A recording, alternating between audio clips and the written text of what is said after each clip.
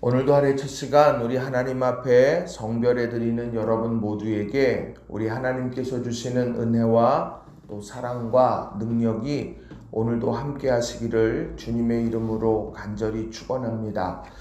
오늘은 마가복음 9장 2절부터 8절까지의 말씀을 중심으로 제자의 삶이라는 제목으로 함께 말씀의 은혜를 나누기를 원합니다. 우리는 우리를 사람들에게 소개할 때 또 세상에서 구별된 자라고 소개할 때 우리는 예수님의 제자다라고 그렇게 소개하곤 합니다. 크리스찬이라고 하는 이 말 속에도 이미 우리는 예수님의 뒤를 따르는 사람이다라고 하는 의미를 담고 있습니다. 그렇다고 하면 예수님의 제자는 어떤 사람일까요? 마가복음 8장에 나오는 말씀을 보면 그 제자들이 꼭 가지고 있어야 될 것을 잘 설명을 합니다. 예수님께서 점검하신 것이 있는데 그게 뭐냐면 예수님에 대한 신앙의 고백입니다. 자, 예수님께서 빌립보 가이사랴 지방을 지나가게 될 때 제자들에게 물으셨죠. 사람들이 나를 누구라고 말하느냐? 제자들이 세례 요한입니다. 엘리야입니다. 더러는 선지자 중에 하나입니다. 라고 이렇게 말한다고 그렇게 이야기를 듣습니다. 그리고 나서 예수님께서 뭐라고 말씀하시느냐면 너희는 그럼 나를 누구라고 생각하느냐? 라고 물어요. 예수님과 제자의 관계, 또 신앙 이걸 묻는 것이지요. 그랬더니 베드로가 뭐라고 대답을 합니까? 주는 그리스도이십니다. 라고 대답을 하지요. 또 주는 그리스도시요 살아계신 하나님의 아들이십니다. 라고 그렇게 대답을 합니다. 그만큼 제자들에게 있어서 예수님께서 점검하고 싶어 하시는 것은 너희가 나를 누구라고 생각하느냐? 라고 하는 것입니다. 예수님께서는 이런 신앙의 고백을 점검하신 이후에 무엇을 하시느냐? 31절에 나오는 말씀을 보시게 되면 마가복음 8장 31절에 이런 말씀이 있어요. 인자가 많은 고난을 받고 장로들과 대제사장들과 서기관들에게 버림받아 죽임을 당하고 사흘 만에 살아나야 할 것을 비로소 그들에게 가르치시되.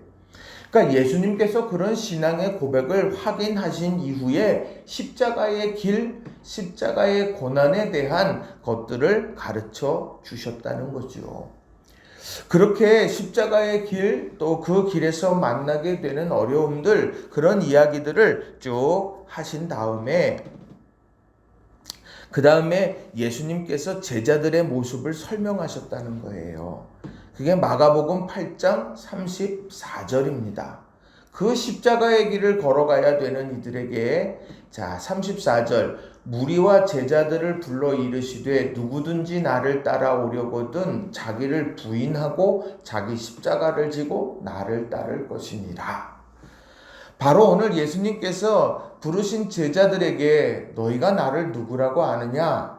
누구라고 하는 생각하냐? 고백을 들으시고 그리고 예수님께서 걸어갔을 십자가의 길에 대해서 설명하시고 그리고 제자들에게 너희가 나와 함께 따라가려면 이러이러해야 된다라는 것을 가르치세요. 이 세 가지는요 반드시 제자로서 알고 있어야 되는 일들입니다.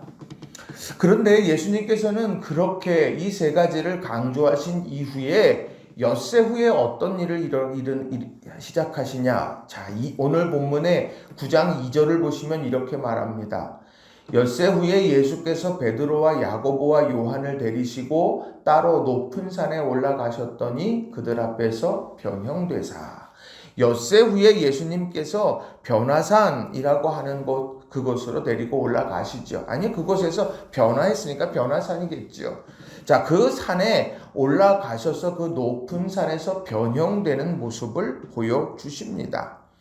제자의 삶과 변화산의 체험. 예수님께서 과연 무엇을 기대하실까? 저는 오늘 이것을 세 가지로 여러분들과 좀 함께 살펴보고 싶습니다. 제자의 삶은 어떠해야 할까? 자, 첫 번째로 제자는 예수님을 따라 함께 기도하는 사람들이라는 거예요. 제자는 예수님을 따라 함께 기도하는 사람이다라는 거예요. 자, 2절에 나오는 말씀을 보면 이렇게 기록합니다. 엿새 후에 예수께서 베드로와 야고보와 요한을 데리시고 따로 높은 산에 올라가셨더니 그들 앞에서 변형되사. 3절, 그 옷이 광채가 나며 세상에서 빨래하는 자가 그렇게 희게 할 수 없을 만큼 매우 희어졌더라. 그러니까 저들이 예수님께서 베드로와 야고보를 데리시고 올라갔어요. 예수님이 지목하셨죠. 자, 이 사람들을 데리고 높은 산으로 올라가셔서 변형되는 모습을 보여주셨고 사람들이 놀란 거예요. 어떻게 이렇게 옷의 광채, 빨래에서 이렇게 될 수 있을까 생각될 정도로 그런 신기한 체험을 하게 되었다는 것이죠. 그런데 예수님께서 이 베드로와 야고보와 요한을 데리시고 높은 산에 올라가서 이것을 보게 하시게 될 때 그 과정에서 요청하셨던 것이 있습니다. 보여주시고 하셨던 의도가 있어요. 누가복음 9장 28절과 29절에 나오는 말씀을 보면 이런 말씀이 있어요. 예수께서 베드로와 요한과 야고보를 데리고 기도하러 산에 올라가사 기도하실 때에 용모가 변화되고 그 옷이 휘어져 광채가 나더라 말합니다. 그러니까 오늘 베드로와 요한과 야고보를 데리고 예수님께서 높은 산에 그냥 올라가셔서 갑자기 본 게 아니라 그곳에 가서 기도하시던 중에 용모가 변화되고 옷이 휘어져 광채가 나는 것을 보게 되었다는 거예요. 그러니까 예수님께서 오늘 이 제자들을 데리고 변화산에 가시게 된 이유는 바로 예수님의 용모가 변화되어지고 세상의 옷이 그것처럼 휘어질 수 없다라고 하는 것, 그것을 보여주면서 이 십자가의 길에서 고난 너머에서 만날 영광을 보여주시는 것도 목적이시겠지만 오늘 제자들이 과연 그 십자가의 길에서 꼭 붙들고 있어야 될 것이 무엇이냐? 용모가 변화되고 정말 이런 체험적 신앙을 하려면 뭐가 필요하냐? 기도가 필요하다는 것을 몸소 보여주셨다는 것이죠. 기도가 무엇입니까? 기도는 하나님과의 관계이고 대화를 상징하는 것 아닙니까? 들숨과 날숨처럼 소통하는 것을 말하는 것 아니에요? 자신의 뜻을 하나님의 뜻에 묶는 것이 기도 아니겠습니까? 바로 십자가의 길은 자기를 부인하려면 반드시 기도해야 된다는 거예요. 기도하는 가운데 변화를 경험하는 것이고 기도하는 가운데 체험하게 되는 거예요. 그래서 제자는 늘 기도하는 사람이 되더라는 겁니다. 기도의 자리를 굳게 지키고 언제 어디서나 골방의 기도로 또 예배당의 성전의 기도로 은혜의 기도로 나아가는 우리 성도님들이 다 되시길 바랍니다. 두 번째로요, 제자의 삶이라는 것은 무엇냐? 하나님의 음성을 듣는 삶이더라는 거예요. 제자는 하나님의 음성을 듣는 삶을 사는 사람이다. 자, 오늘 이 베드로와 야고보와 요한을 데리고 높은 산에 올라가셔서 기도하던 중에 변형되고 그 옷이 독특한 것을 이제 보게 됐습니다. 근데 거기서 그치지 않았어요. 자, 4절에 보면 이에 엘리야가 모세와 함께 그들에게 나타나 예수와 함께 더불어 말하거늘. 구약시대의 대표적인 사람들이죠. 그 율법 모세 오경을 쓴 율법을 상징하는 모세, 그리고 위대한 선지자 엘리야, 이 두 사람이 오늘 예수님과 함께 있는 것을 보게 됩니다. 그런데 그들이 뭘 하고 있느냐? 예수님과 더불어서 말하고 있다는 거예요. 제자들이 그것을 보면서 너무너무 무서워합니다. 아니, 경외한다고 표현이 더 맞을 것 같아요. 자, 여기에 보면 5절에 베드로가 갑자기 예수께 말해요. 랍비여, 우리가 여기 있는 것이 좋사오니 우리가 초막 셋을 짓 때 하나는 주를 위하여, 하나는 모세를 위하여, 하나는 엘리야를 위하여 합시다. 이렇게 이야기를 합니다. 너무 무서워서 자기가 무슨 말을 하는지도 몰랐다고 성경은 그렇게 기록을 합니다. 그런데 그 광경이 잠시 후에 어떻습니까? 잠시 후에 바로 그들이 다 사라져 버렸습니다. 자, 8절에 보면 문득 둘러보니 아무도 보이지 아니하고 오직 예수와 자기들 뿐이었더라. 처음에 볼 때에는 예수님께서 그들과 함께 있는 것이 위대한 모세, 위대한 엘리야와 예수님이 함께 계시는구나. 벽을 같이 하고 어깨를 같이 하시는 분이구나. 그 정도로 훌륭한 분이구나. 어떻게 그렇게 생각했는지 몰라요. 그런데 잠시 후에 보면 그 둘은 사라지고 예수님만 남았더라는 거지요. 그런데 그 예수님만 보여지게 될 때 바로 구름이 그들을 덮으면서 구름 속에서 소리가 났는데 뭐라고 말하느냐? 7절에 이는 내 사랑하는 아들이니 너희는 그의 말을 들으라 하는지라. 모세와 엘리야와 이야기를 나누었어요. 어깨를 나란히 하는 것 같았어요. 근데 그 순간에 문득 구름 가운데에서 소리가 들려요. 이는 내 사랑하는 아들이니 너희는 그의 말을 들으라. 그리고 눈 떠보니 그 주변에 있던 모세와 엘리야가 없어요. 여기에서 말하는 가장 중요한 음성은 무엇이겠습니까? 제자의 삶이라고 하는 것은 말씀을 듣는 삶이라는 거예요. 말씀을 말하기 전에 말씀을 먼저 듣는 사람이 되어야 한다는 겁니다. 내가 하나님의 말씀을 들어야 하나님의 말씀을 전할 수 있는 것이거든요. 주님께서 내게 맡겨주신 말씀이 예언의 말씀이고 그 맡겨주신 예언의 말씀을 전하는 것이 사명자가 되더라는 거예요. 증인은 본 것을 말하는 사람이지요. 바로 오늘 말씀 앞에 듣는 이런 믿음, 이것을 가지고 살아가는 사람들이 바로 제자들이라는 겁니다. 여러분들, 우리가 지금 47일 동안의 성경을 지금 읽고 그리고 한 줄 묵상을 하고 한 줄 기도를 하면서 지금까지 지나왔습니다. 여러분들, 이런 모든 과정 세상의 눈으로 볼 때에는 이것이 부질없는 것처럼 보일지 몰라요. 의미 없는 것처럼 보일지 몰라요. 그러나 제자들이 반드시 굳게 붙잡아야 될 중요한 믿음의 모습들이라는 겁니다. 말씀은 오늘도 우리들을 향하여서 들려집니다. 그 말씀을 내가 귀담아 듣고 그 말씀대로 살아간다. 이게 바로 제자의 삶의 모습입니다. 바라기는 여러분이 하나님의 말씀을 먼저 듣고 그리고 그 말씀을 또 전하고 나누며 믿음의 삶을 살아가게 되기를 주님의 이름으로 축원합니다. 세 번째로요, 제자의 삶은 어떤 삶입니까? 그것은 증인으로서의 삶을 사는 사람입니다. 증인으로서의 삶을 사는 사람이에요. 체험 얼마나 좋은지 모릅니다. 우리들이 기도하던 가운데에 황홀경을 경험하기도 해요. 바울처럼 삼층천을 경험할 수도 있겠죠.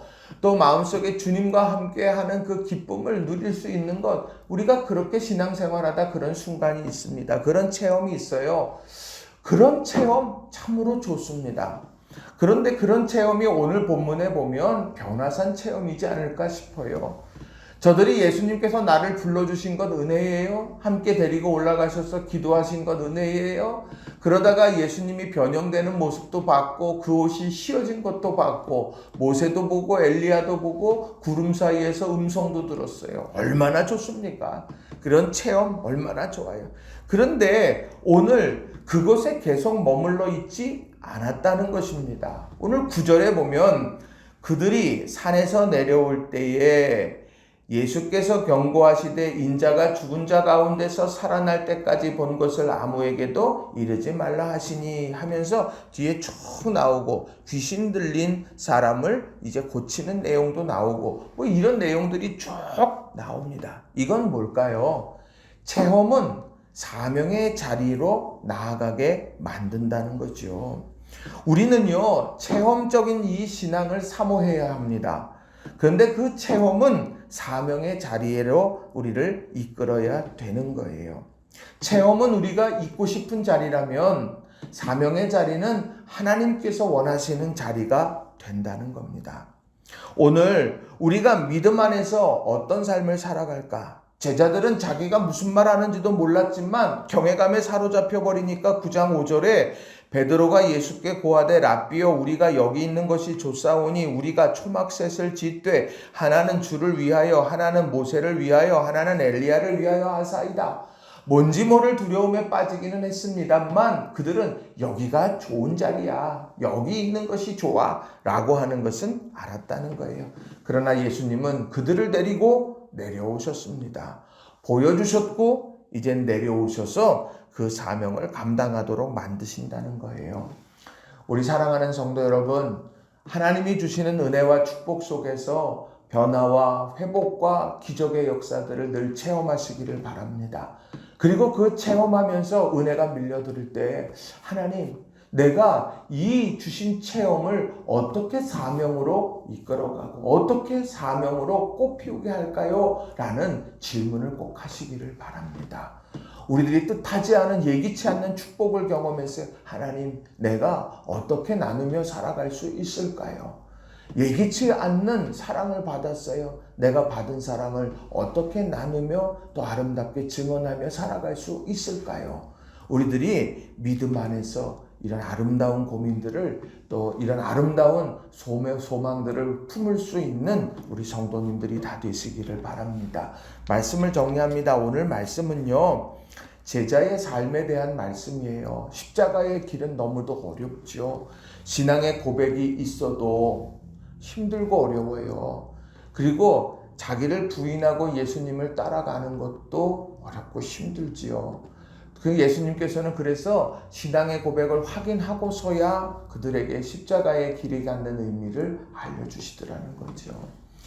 그 길을 걷는 제자들 놓치지 말아야 될 것, 기도의 삶이고 말씀의 삶이고 그리고 증인의 삶을 놓쳐서는 안 됩니다. 우리가 이 세 가지 가슴에 깊이 새기시고 오늘도 믿음 안에서 승리해가는 우리 모든 성도님들이 다 되시기를 주님의 이름으로 간절히 축원합니다. 기도하겠습니다.